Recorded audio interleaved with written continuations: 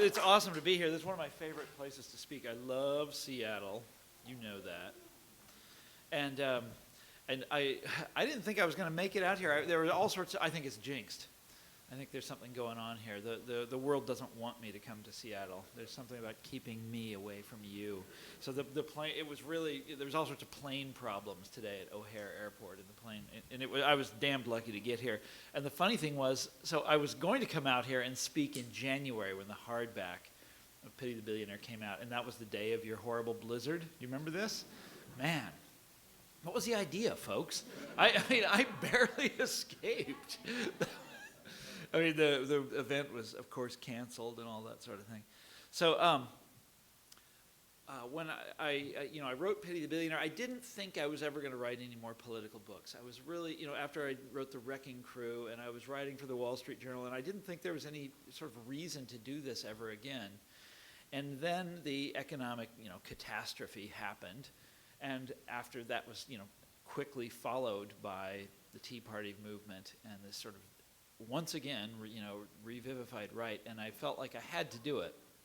I had to do it because I know so much about these guys and this movement and, where it's been over the years that, if I didn't write it, it wouldn't get written. So damn it, I did it.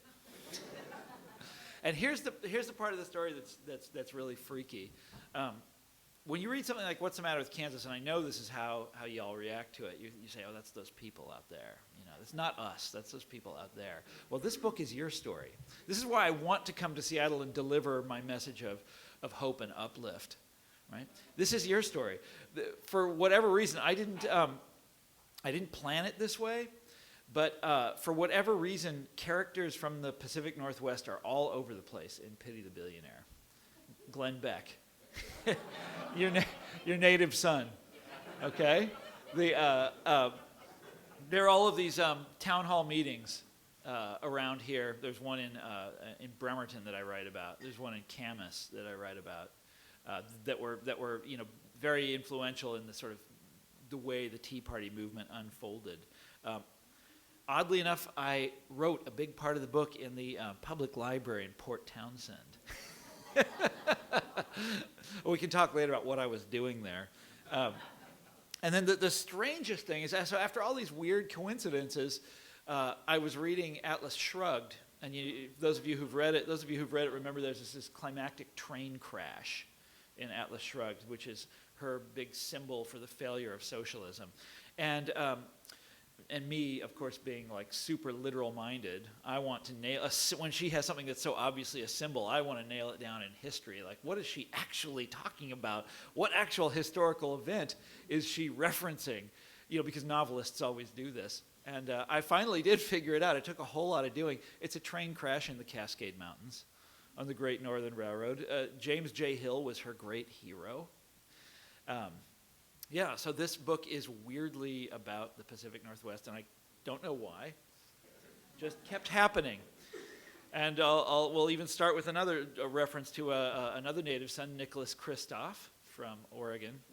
And he had a column earlier this week where he tells the story of this friend of his who at some point, when he was middle-aged, decided he would quit his job and read books for a year or something like this. And he went without medical insurance because it was just too expensive. And of course, you know what happens? Of course, he gets sick. And in fact, he eventually died. And this is, Kristof has now told the story twice. And the reason he did it the second time is because after he wrote the story up the first time, he received this outpouring of contempt for the sick man. Sort of the opposite of, get well soon cards. All these people who wrote emails and wrote on his website and everything saying that the guy got what was coming to him, and how dare Kristof suggest that we care for other people, that sort of thing. And as I read this, I was reminded of that incident during the Republican primaries earlier this year. Where it was Ron Paul was being questioned by a moderator or something, and they said, if someone doesn't have health insurance and they get sick, should we just let him die? And the audience, started to cheer. People in the audience thought that was great. And I was also reminded as I read this of an old and I guess now obsolete notion that in periods of hard times, what Americans do is that they come around to this greater sense of civility. And we believe that this is what should happen in hard times because it's what actually did happen during the Great Depression. Back then, in the 1930s, as the economy fell apart, Americans rediscovered this, sense of neighborliness, this certain feeling of community, and even of collectivism that came from a feeling of shared privation. But these days, though, this time around, it's as though we are going through a Great Depression where everything works in reverse. Instead of community spirit, the country has been overtaken by a wave of self-righteous individualism. Instead of learning the folly of economic orthodoxy, like they did 80 years ago, we've embraced orthodoxy with a new passion. Instead of a wave of union organizing across the country, it's open season on state workers who are, possibly even more hated than the investment bankers, who actually are the ones that pushed us off the cliff. And instead of demanding more and better government supervision of the economy, the great populist uprising of our time agitates for exactly the opposite, an end to red tape. Now, at the same time, and this is where the story gets really crazy. That's very strange. But think about it. While all this is happening, the superficial elements of Depression culture are alive and well. We dream our sort of populist dreams about the righteousness of the producer class. We get misty-eyed when we consider the nobility of the salt of the earth, all American. And we spin these, great fantasies about colossal strikes. Even as, in a place like Wisconsin, they're engaged in this kind of epic beatdown of organized labor. But other people are dreaming about the great strike that they're going to go on. What's happened is that all of these elements of 30s culture have been captured by money rather than by people. It's all of these things are now, it's as though they were spoken by management rather than labor. I want to go back and look very carefully at three critical moments of the current right-wing uprising, now that we're sort of at an end point for it, about 2 weeks from now. But we're very close to that end point now. So let's go back and consider how this thing went down. And I want to start by thinking about the spark that ignited it. And in each of these three cases, what I want to make clear to you, and this is one of the themes in Pity the Billionaire, is the weird survival of Depression symbolism and Depression culture, even while its political poles have been totally inverted, okay? So let's go back to the spark that ignited the whole thing. And it came, not from a itinerant IWW organizer, but from a TV rant delivered back in February of 2009 by this character, Rick Santelli. Remember this guy? This business reporter who was standing on the floor of the Chicago Board of Trade. And let me be clear, he's a business reporter standing on the floor of the Chicago Board of Trade, ranting not against the traders that surrounded him, but on their behalf, okay?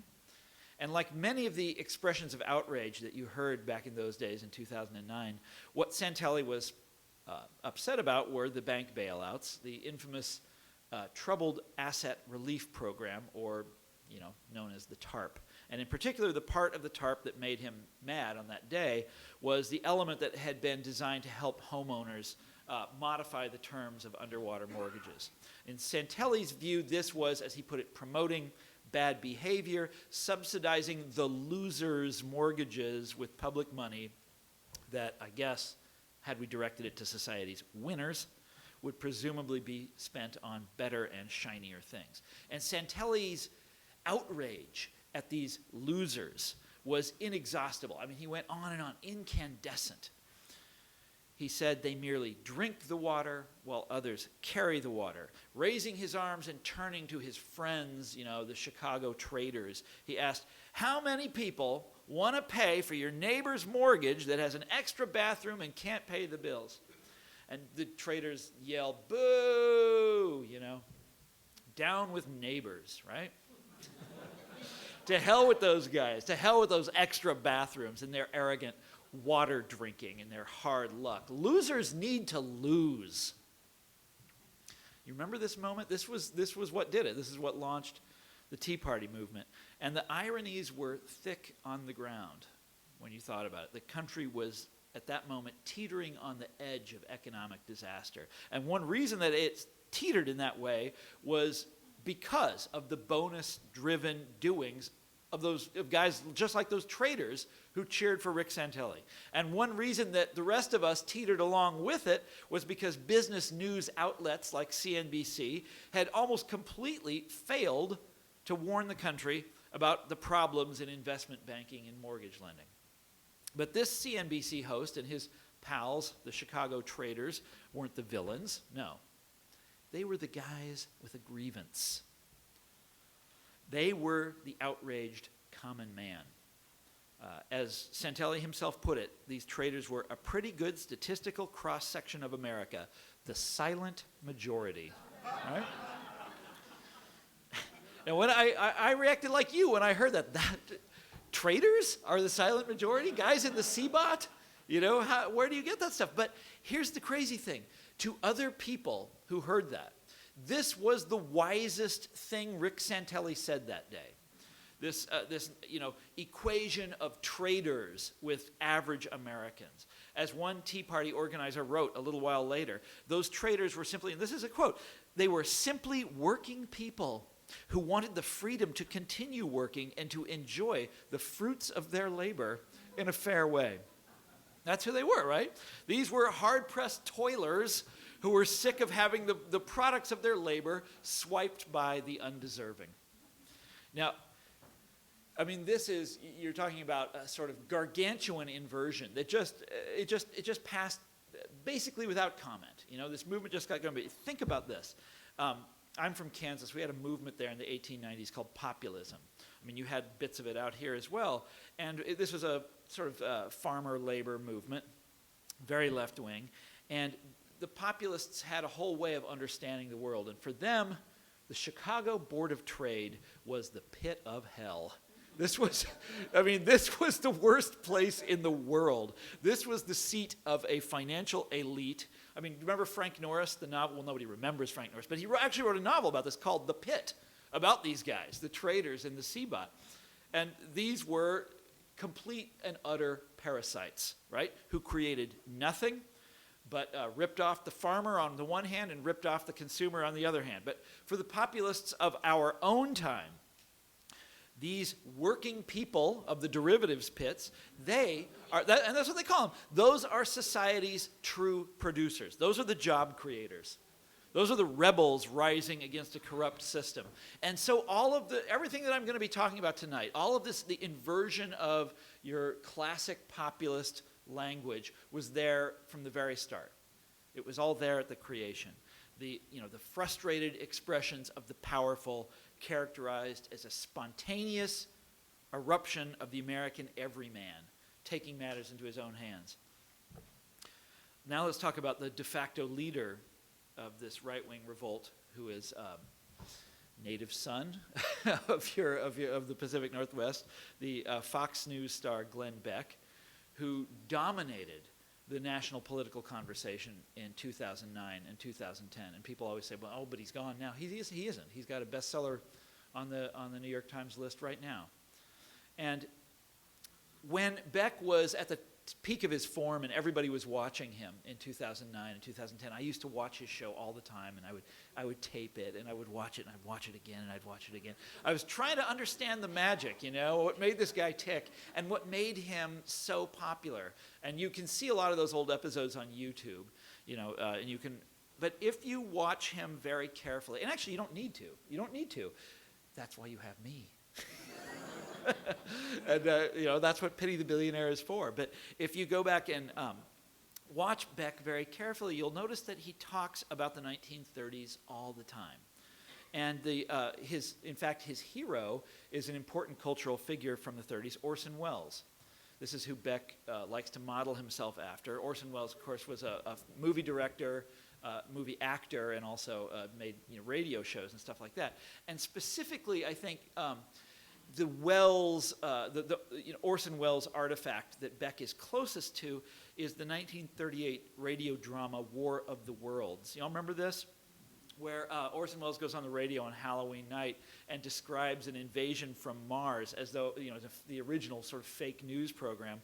And he accidentally caused mass hysteria because I guess he didn't do a good enough, what do you call it? He didn't tell people that it was a fake, And so people panicked all over the country.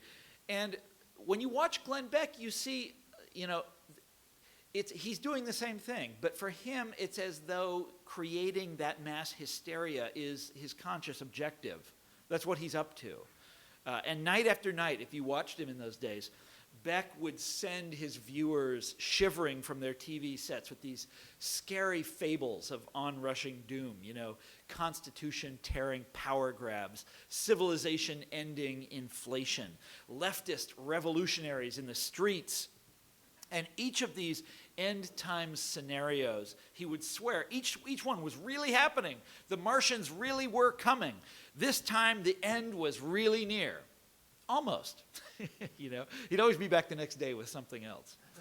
And what's funny is that, people's appetite for apocalypse is a curious thing. This is what I wrote about in next month's issue of Harper's magazine, our weird hunger for stories of the end times. But the economic collapse turned out to be the perfect environment for this very peculiar act. I mean, all over the nation, people were tuned into the Mars invasion broadcast this time, and they found this coming catastrophe satisfying, delicious, addictive even. It was the orgasmicalism. As Americans tingled to imagine the outrageous injustices that would be done to them by the coming death panels. And I'm serious, people enjoy this stuff. They love hearing about it, about the campaign of indoctrination that the new president had planned for their innocent children. Do you remember this? People were really worried about this for like a week in 2009, and then they forgot about it and went on to something else, and their pulse quickened to think about the chains that Barack Obama was preparing for their mighty wrists. And they swelled with bravery to picture how they would be targeted by what Beck called the coming insurrection. Now, I think, in fact, that Beck's most telling homage to the Depression sensibility was he had this thing called the 9/12 Project. Anybody remember this? The 9/12 Project. It's sort of his house version of the Tea Party movement. And the idea was to rekindle hard times neighborliness. And he announced it with great fanfare on his show one night in March of 2009, just about a month after the Rick Santelli moment. And you can go back and watch the show. It was sort of his high point. And it starts with this very scary prologue listing all the terrible catastrophes that America was facing. And then Beck, the camera goes to Beck, and he becomes so overwhelmed by the nobility of what he's doing that he actually starts to cry as he speaks these words. I told you for weeks, you're not alone. Do you remember this? I shouldn't laugh. Then it was really powerful. This is exactly what people want to hear in a situation like this. And Beck went on to launch his 9/12 Project with this tribute to what he called, a very original phrase, the forgotten man. Okay, that comes from Roosevelt. And this invitation to meet, as he put it, to meet with people from all across the country, regular people like you. And there were supposed to be local chapters and mass rallies and lots of talk about how capitalist salvation lay somehow in the collective, and he said a very peculiar thing. He said he had this sort of dark vision of the insiders who are manipulating us. I say a peculiar thing, but it's actually a very powerful thing. And this is what he said. Once you pull the curtain away, you realize that there are only, and by the way, this is a Wizard of Oz reference. Once you pull another 30s movie, once you pull the curtain away, you realize that there's only a few people pressing the buttons, and their voices are weak. The truth is, they don't surround us at all. We surround them. That's what he said. And when I heard this, I was like, dang, that's like straight up Chairman Mao, right? The peasants in the countryside surrounding the elites in the cities, right? That's what it is. But of course, that's not what it was. And when I thought about it more, I realized that there was an even more exact parallel to what Beck was talking about, also from all of these are 30s references, of course. But the exact parallel is the old Frank Capra movie, Meet John Doe. Anybody remember this? Meet John Doe. This is a Depression-era movie. It's the story of a mass movement in which ordinary people are urged to get together in this spirit of sort of vague civic togetherness. And they're led in this movement by this popular radio frontman. But then as the movie unfolds, we learn that in fact this entire movement is trumped up by this wealthy media mogul who's very similar to Rupert Murdoch and who plans to use the John Doe movement, as they call it, for his own quasi-fascist purposes. And I mean, the parallel is exact. It's as though Beck and his staff watched this movie and were like, dang, let's do that. It's uncanny. It's uncanny. But the thing that really got me when I realized that is that he's not actually mimicking 30s, social movements. He's not mimicking 30s populism. He's mimicking a commentary on 30s populism. It's a replica of a replica in which, bogus populism shores up ironclad elitism, and bogus enlightenment serves the most grotesque form of dupery, right? It's bogusness squared. That's the story of Glenn Beck. Okay, one more installment in our sort of trip around the revitalized right, and that's their favorite novel. Their favorite novel, Ayn Rand's 1,000-page classic, Atlas Shrugged. And I remember it being a very popular novel when I was in high school. A lot of my friends read it, but I never did. By that point, I was already lost. I was reading Hem and Fitz and that kind of thing. And I couldn't be bothered to read something like that. And so I never did. I never went through that phase. And then in 2009, when you go to Tea Party rallies and you see people waving signs with Ayn Rand's picture on it and quotations from the novel, and you're like, what is going on? And so I read it. I bought it, and I read it. And first thing I realized is you should never read it at bedtime. But to its fans, to the book's fans, to the fans of Atlas Shrugged, this is a work of amazing prescience. They think it's the story of the, over-regulating, liberty-smothering Obama administration told more than 50 years before it actually happened. But for me, what I figured out is that this is it, man. This is the political flim-flam of our times wrapped up in one great big 1,000-page package, right? This is the manifesto of the deregulators and the free marketeers, the Alan Greenspan types, those Chicago traders. This is the manifesto of the people who caused our economic disaster, then embraced without a glimmer of awareness by the protest movement that disaster stirs up. Okay? And now, if you go back and read Atlas Shrugged, it's the routine. It's a story of a group of business leaders who are fighting big government oppression. And it's been a very popular book ever since it was first published in 1957, especially among the sort of self-pitying tycoon types who are, who see themselves in the book's heroes. And when Barack Obama was inaugurated, the book went on the sales spike. I mean, they had a story about it in the Wall Street Journal at the time. Everybody could see that it was the novel for the era. Paul Ryan is a big fan of it. Rick Santelli is a fan, on and on and on. You see people reading it on the subway in Washington, D.C. all the time. All these, young congressional aides working for, presumably for some Republican member of Congress. And the books, the reason that the book had this kind of success in our own time is it's it's pretty simple, really, once you get it out and read it. Atlas Shrugged is the story. This is my reading of it. This is my opinion. I think Rand's fans would disagree with me, but Atlas Shrugged is the story of a Great Depression unfolding in an alternative universe, like an alternative America. It's a thinly fictionalized Great Depression where everything happens the way market-minded conservatives would have had it happen, right? It's the way they explained the 1930s, but she is writing out in every last little goddamn detail, you know? Meddling government is always the problem. It's always the culprit of the economic slowdown. Business types are both heroes and victims, of course. And the gigantic strike, which is the central plot device of the book, is led not by some labor type, but by a genius entrepreneur who's sick of being told what to do by politicians. Now, my own feeling about Atlas Shrugged is that it is an exemplar of the sort of best-known literary fashion of the 1930s, what they called proletarian fiction. Anybody read this stuff? I think I'm the only guy in America that I collect proletarian fiction. It's one of my hobbies. I collect literature from the 1930s. And there was this genre back then.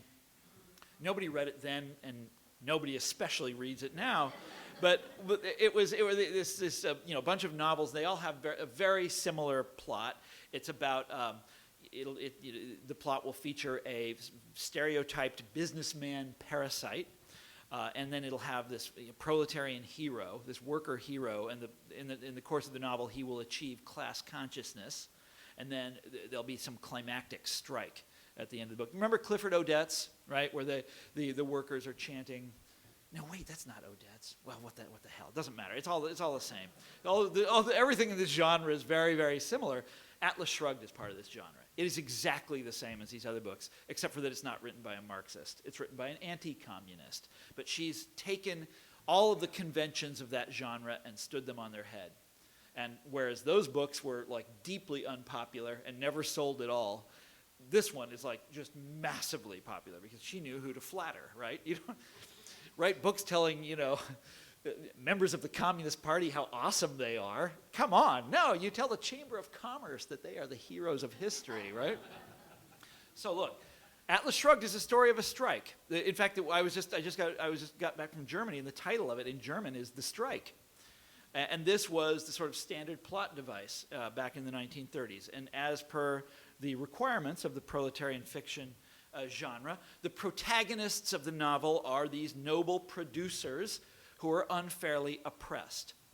But in this version of the proletarian novel, it's the businessman is the hero instead of the villain. In fact, he is the producer, okay? The parasites in this version of it are us, all the rest of us, the hundreds of millions of Americans. That's the parasites, the rabble and the intellectuals who use government to freeload on the labors of the virtuous capitalist. And in Ayn Rand's sort of dystopic alternative 1930s, Washington interferes constantly in the affair of private businesses.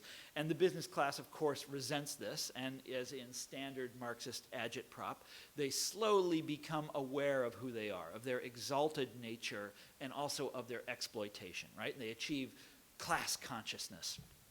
And then once billionaire solidarity is cemented, the great tycoons...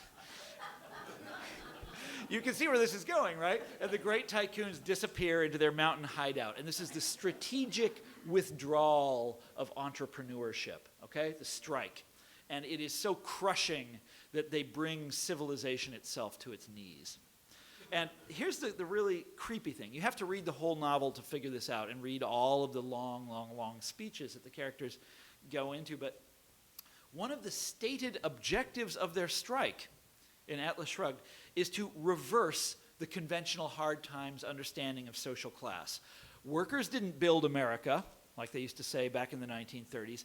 Businessmen built America. You, the reader, are supposed to pity them and acknowledge their power and their virtue at the same time. And Rand is very explicit about this. Captains of industry, as one of the characters puts it, captains of industry are the great victims who have contributed the most and suffered the worst injustice in return. The billionaire class, right? Pity the billionaire. That's what it is. It's Marxism for the master class. It's a hard time story in which business is a force of pure light and the looters in government are responsible for every last little disaster. Now, if you read this, like I said, you don't want to read this book before going to bed because Rand's contempt for average people is so towering and so overwhelming. I mean, it's Friedrich Nietzsche applied to the American scene. Friedrich Nietzsche on like his worst day when he was really bitter, applied to the American scene. And for me, that her total contempt for humanity was her most repugnant point. But I think that for others, that is the stuff that rings truest, right? This sort of straightforward self-pity, pity for the businessman, plus these tangled pseudo-philosophical rationalizations for the death or humiliation of everyone else. I mean, the game is finally up for the whining weaklings of the world, her readers exult. The first shall be first. The losers shall lose. Root hog or die. Okay, I want to change subjects very slightly and talk about the present, okay, and talk about what's going on right now. There's something going on right now, and what I'm going to say about it is going to sound a little crazy, okay? This election, this campaign that's going on right now should not be close. I mean, Barack Obama should, by rights, be wiping the floor with Mitt Romney. I mean, the idea that we are this close to electing an investment banker to the presidency in the aftermath of what just happened, I mean, this election should be a blowout. It should be like FDR against Alf Landon. I mean, it should be worse than that. I mean, Alf Landon didn't have a car elevator in his garage, or a horse in the Olympics, or a couple of Cadillacs, or whatever it is, Romney drive, Look, had Barack Obama played this game right from the beginning, he would be riding a wave of public adulation that would give his party majorities for generations to come. That's not what's happening. Why not? Okay, why not? Let's think about it. And I want to go back and consider one more time the original cataclysms whose memories today still poison our every political moment. And by that I mean the financial crisis and the bailouts. And I want to remind you that the culprits of those cataclysms, by which I mean the people who wrecked the economy of the entire world, these people were not punished for what they did. They were rewarded. And when I say that, I don't mean they got away with a slap on the wrist. I mean they were laden down with billions in our blessings. And today, they are rich in a way that you and I will never be able to comprehend. And all of this happened courtesy of our government, the officials of which have conducted themselves ever since as though nothing really improper happened at all, right? The bailout money will be recouped, they tell us. The experts understand these things. Nothing to see here. Walk on. Now look, you could not have contrived a scenario better calculated to destroy public faith in American institutions. I mean, what is the point of hard work, of scrapping for a few dollars more at some lousy hourly wage when dishonest financial ledger demand is so profitable? Why play by the rules when they obviously don't apply to everyone? When louts and bullies and crooks, and I mean those people in the Chicago Board of Trade, when people like that take home society's greatest rewards. Look, the bailouts created a perfect situation for populism in the tradition of Andrew Jackson, for old-fashioned calamity howlers, like we used to call them in Kansas, for Jeremiahs raging against the corrupt and the powerful. Now, as we all know, one of our political factions in this country took to that task immediately and with relish. And they talked constantly, as I've showed you tonight, talked constantly about the righteous common man and the producers and the parasites. And they tossed inconvenient leaders overboard, like George W. Bush. They were like, oh, sorry, him? He's not part of our movement anymore. We're not responsible for what he did.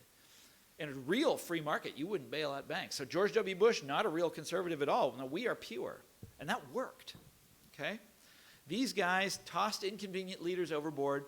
They declared war on what they called the ruling class. And they really used that phrase, crony capitalism. They use that phrase all the time. Paul Ryan talks about it. These guys assembled with megaphones out in the park and gave voice to the people's outrage. But the other faction, the actual political descendants of Andrew Jackson and Harry Truman and Franklin Roosevelt, didn't get it, failed to rise to the occasion. They did not seem to understand that the circumstances called for something different this time around.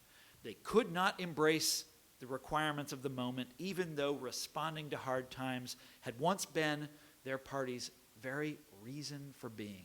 I mean, that is why we have a Democratic Party, because of what Franklin Roosevelt did in the 1930s. What do I mean when I say all this?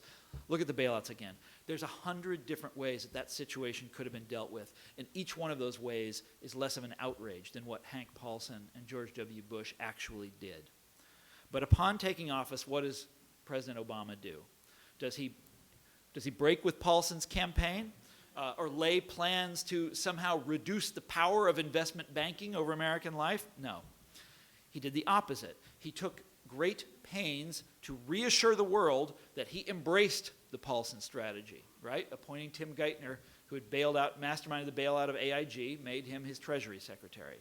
And each time, and I mean each time, that political adversity came over the following years, the Obama team always compromised in the direction of Wall Street, as though that was the party that needed to be mollified. Look, the economic folly of this strategy should be obvious to everybody in this room by now. I mean, the banks are bigger than ever. I don't know what the next bubble is going to be, but you know how it's going to end. You know what it's going to do to us. But that this strategy might also lead to electoral disaster probably never even occurred to the president's team of tough guy Chicago political advisors. I mean, after all, catering to Wall Street, hell, that had only brought victories to Bill Clinton back in the 1990s. Coming around to the way of the market had been regarded as high-minded stuff back in the age of the new economy. It was a statesman-like acknowledgement of the obvious validity of conservative economic ideas. But listen, the advent of hard times made all of that reasoning as obsolete as the floppy disk. Although Democrats never could understand it, the Great Recession had repolarized the compass points, and nothing worked the way it used to anymore. It was no longer about left and right in the traditional sense. It was about special interests and common interests. This was the moment for a second FDR, not Clinton II. And the right understood this. They understood it immediately. And the country demanded philosophical guidance, and the right provided it. And conservatives claimed to speak for a recession-battered people. And as I've tried to show you tonight, they adopted all the tones and markings of traditional hard times movements. Indeed, by April of last year, it was possible for National Review magazine, the conservative magazine, they ran a photo on their cover of Paul Ryan, the man who would privatize the welfare state, morphing his photo into a famous picture of Franklin Roosevelt, right? Remember when Obama first came in 2008, they were doing that with his picture. Now it's Paul Ryan. Sometimes, and this is the Democrats, right? I mean, we can only laugh at conservatives so much. This is the Democrats did this. They brought this on themselves. And sometimes when I watch these guys in action in D.C., I live there. I live around these people and see them coming up with their strategies. And when I watch these guys in action, my mind goes back to the tragically incompetent generals of World War I. Ordering assault after gigantic assault only to see their armies annihilated one after another, right? The Somme, Passchendaele, Ypres. But still they kept at it, ordering up another round of the exact same goddamn thing, always playing by the gentlemanly rules of combat, never doing anything remotely clever, and always completely surprised when the other side would introduce them in some brutal new way to 20th century warfare. And sometimes I wonder what our world is going to look like if and when the new revitalized right prevails at the polls and actually gets a chance to do what they say they want to do with the country. I mean, maybe finally what the pundits have been saying all these years will finally happen, and they'll have pushed too far, and the country will start to drift back the other direction by some, occult force of history, and we won't have to lift a finger, and everything will solve itself, But I don't think so. I think that as Americans clamber further down into the sulfurous pit called utopia, the thinking of our market-minded friends will continue to evolve. And before long, they will have discovered that certain once uncontroversial arms of the state must be amputated immediately. What are interstate highways and national parks, they'll ask, but wasteful subsidies for leeches who ought to be paying their own way? What is disaster relief but a power grab by losers who can't get themselves out of the path of a hurricane? And Social Security will go too, of course, as the essential injustice of protecting the weak dawns on them. I mean, why should society pay for the retirement of someone who hasn't been all responsible and collected Krugerrands, right? Like every AM radio host tells you should be doing. And every problem that the editorialists fret about today will get worse, of course: inequality, global warming, financial bubbles, one after another. But it won't matter. On America will go, chasing the only ideology that our country has left, down into the seething Arcadia of all against all.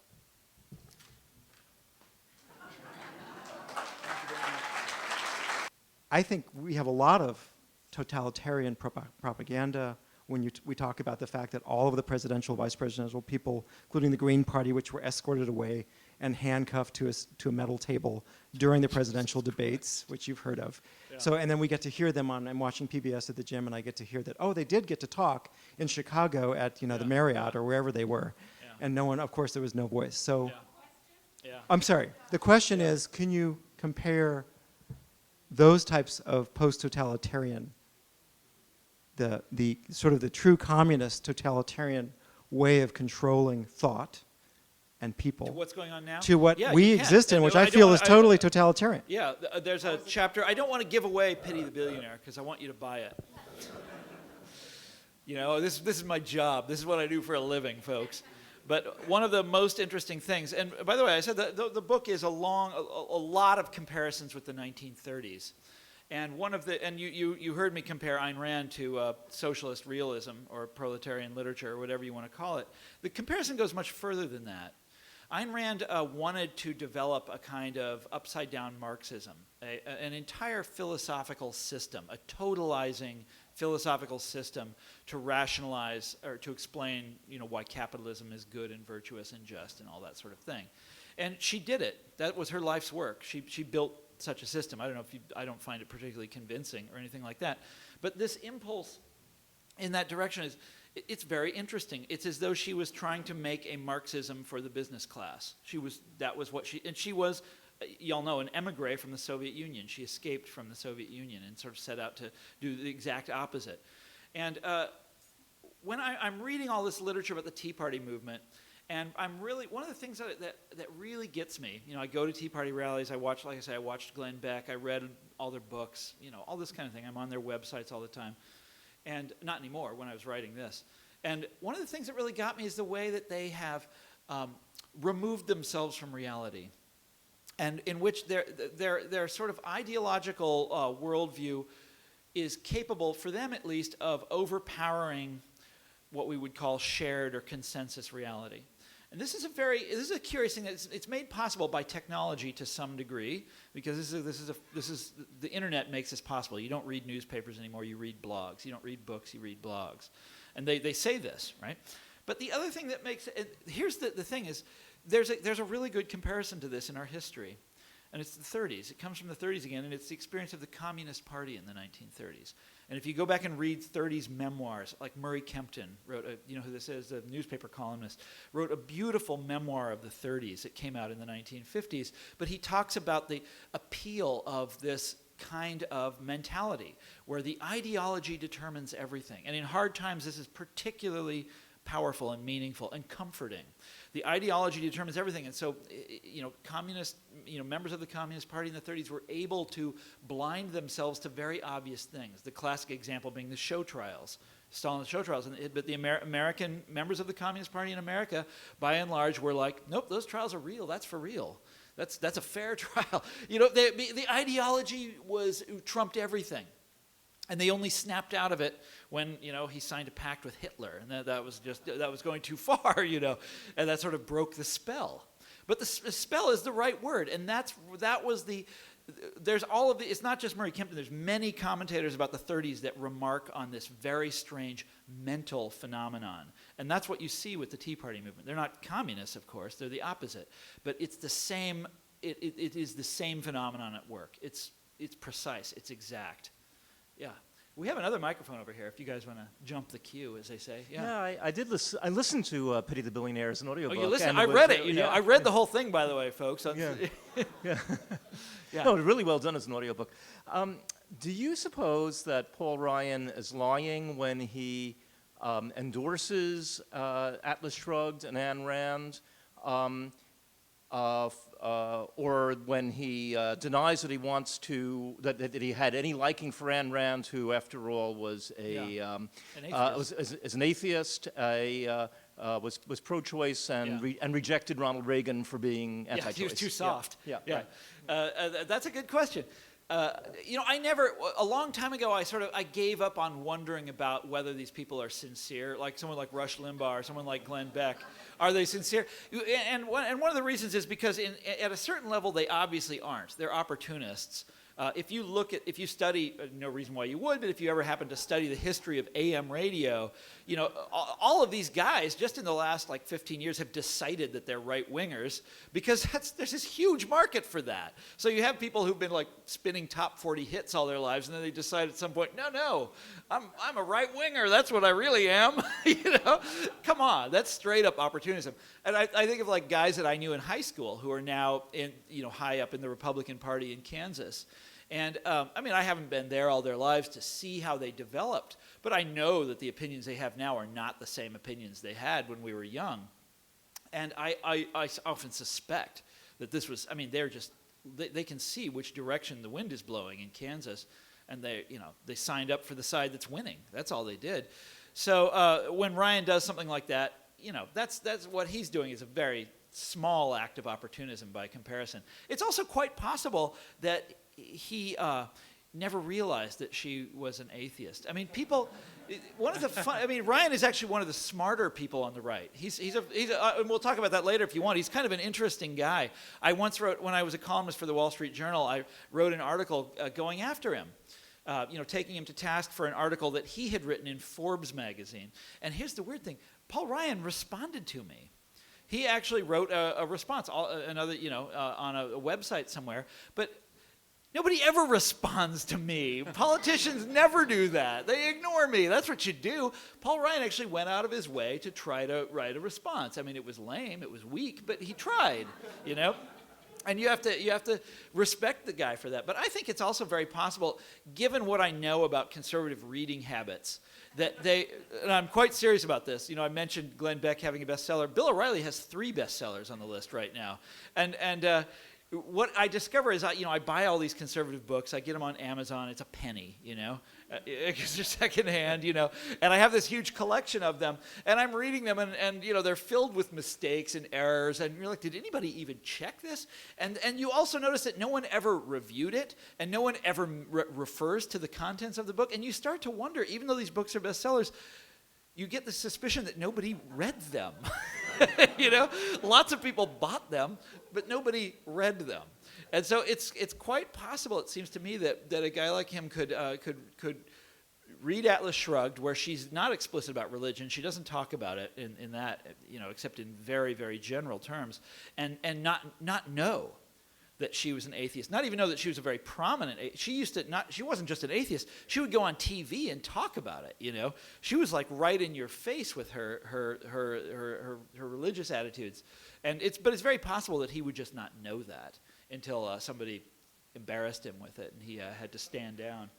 Yeah, over here. Do you have a belief or a reason for why Obama sort of, didn't take the populist fight to the banks? Yeah, well, there's two reasons. And by the way, and I don't want to, this is all very depressing to me, because I kind of like Obama as a person, and I am probably going to vote for him in a couple of weeks, because I don't want Romney in there, and that's important to me. But I think that it's a combination of two things. One is money, and the other is his personality. And I'll talk about the second one first, and then we'll go back and talk about money, because I know that's what y'all are here to talk about. You all want stock tips. That's why you're here. But if you read if you read The Audacity of Hope, the man's not a socialist. He's not a communist. All these names that they're calling him on the right, he's a born conciliator. He thinks that he was put on earth to bring together the Republicans and the Democrats. He has this term that he likes to use, a grand bargain. That's what he's looking for in life. And when he, in all of his great speeches, all the moments in his career that are thought to be so wonderful were moments when he was making this point, like, we're not red states, we're not blue states, we are the United States. All of that stuff. This is always what he's been about, until very recently when he discovered populism about a year ago. I mean, because he was going up against Romney, duh, he had to discover it. But that's really who he is. And the terrible missed opportunity of the Obama years becomes clearer when you think about that when he was talking about hope and change, he was just talking about something completely different than what people like me were talking about, right? So in 2008 and 2009, I'm like, well, duh, the biggest problem in this country is Wall Street. That's the problem you got to get out there and fix. And then, like, maybe the second problem after that is unemployment, and maybe the third problem after that is healthcare. And these are, way, way, way down my list is partisanship. That's like number 8 or 9, It's a problem. Yeah, I live in D.C. I know it's stupid, but it's not the problem. For Obama, though, it was. That is the problem for him. Everything else is secondary. That's the thing for him. So he came to office as a conciliator, and he didn't want to do that. And so for him, making that move with Geithner and Summers was, and with Rahm Emanuel, who had been with Clinton, and basically bringing back the Clinton team, all that was essential for him. That was, he thought he was being a great statesman in the Lincoln mold when he did that sort of thing, and it's really ironic. One of the reasons I voted for him, in the primaries at least, was because I thought, well, at least he won't bring back all the Clinton people. I know, it's so, oh my God, I'm such a dumb shit. But, and the other thing is money, and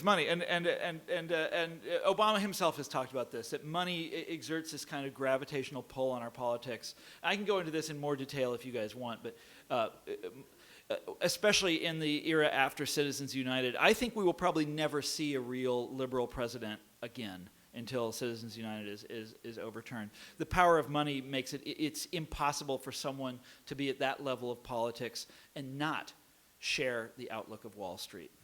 It's impossible. Yes, ma'am. So one theme in all your talk is the fact that the right seem to have a very tenuous relationship with reality, and just the basic facts, not interpretation, and that makes it very difficult to have a discussion. Now the question is that if you look at other countries, you look at Europe, for instance, this is not the way it goes. If you look at like the belief in evolution and other things as well. So why is it that, the economic situation is not too different. There is propaganda everywhere. But in Europe, it doesn't seem quite that way. You have conservatives there, but you can actually have a discussion with them. Here, that's right. I cannot. No, that's exactly right. But why is it so? Yeah. Where is the difference coming from? Well, it's very interesting. I actually just got back from a book tour of Germany. The book came out in German, and the Germans are just flabbergasted by what they see going on in America. And they're also, very interestingly, very disillusioned with Obama. They had great hopes for him. He got the Nobel Prize before he did anything, They had these great hopes for him. They regarded him as this kind of hero figure. And they're very disappointed that he's, and they also can't understand how Mitt Romney is going to get elected. They were like, what? Could that really happen? And I'm like, yes, it could happen. It is very possible. But I think the difference, one of there's a bunch of differences, but one of the things is the difference between the American right and the European right, and I'm talking about the contemporary European right, not like the European right in the 30s or something like that. It's a completely different scenario there. The American right has never accepted the legitimacy of the welfare state. The European right has. They accepted it a long time ago, after World War II. Every party in the system, with the exception of like the racist parties, every party in the system accepts the legitimacy of the welfare state and things like organized labor, all of that stuff. They fight over the particulars, but they accept the legitimacy of it. Here, that never happened. I mean, there is a reason that the Republicans still want to get their hands on Social Security. They know that if they can discredit or destroy that, they can get the whole thing. And then they're in Valhalla, right? They're in Nirvana, the 19th century. It's James J. Hill all over again. Ayn Rand's hero, and that's their ideal. Why is it so? Well, there's a lot of differences. I mean, you think about the labor history. American labor history is more brutal and more bloody than labor history of any other country. I mean, it's just deep in the culture. So there, I just squirreled my way out of it. It's deep in the culture. Come on, this is a huge question. But I'll tell you something about talking to these people, and I think about this too. When I wrote What's the Matter with Kansas, which is about social conservatives, I kind of liked those people. In the back of my mind, I kind of liked those people. I felt like they had really been left behind. We're talking about working class people by and large, blue collar people who are voting their values rather than their material interests. And the reason and then the book is about why are they doing that. And one of the answers is because the two parties between them have taken their material interests off the table. And so at the end of the book, I was kind of sympathetic for these people. I don't like where they're going, and I don't agree with them on anything.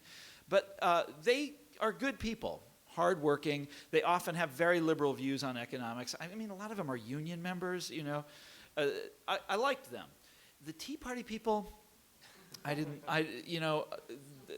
this is something very different. You'll see Pity the Billionaires, it has a completely different tone. I found it very difficult to sympathize with these people. You're talking about capitalists who want to crack the whip and have you sympathize with them at the same time. They want to beat up on their workforce and then have the world send them flowers.